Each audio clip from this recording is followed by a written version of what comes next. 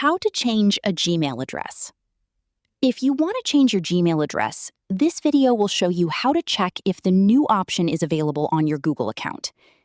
Keep in mind that after changing your Gmail address, you may not be able to change it again for 12 months. Google may also limit how many times you can change your address. Also, this feature is being rolled out gradually, so if you don't see the option, it may not be available for your account or region yet.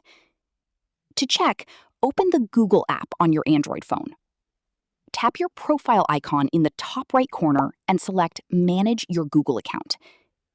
You can also open your Google account settings in a web browser. Next, go to Personal Info and tap Email. Look for the Google account email and select Change Google account email. If the option is available, enter your new available Gmail username and follow the instructions to confirm the change. That's how you can change your Gmail address or username if the feature is available on your Google account. If you find this video informative, click on like, share, and subscribe for more videos.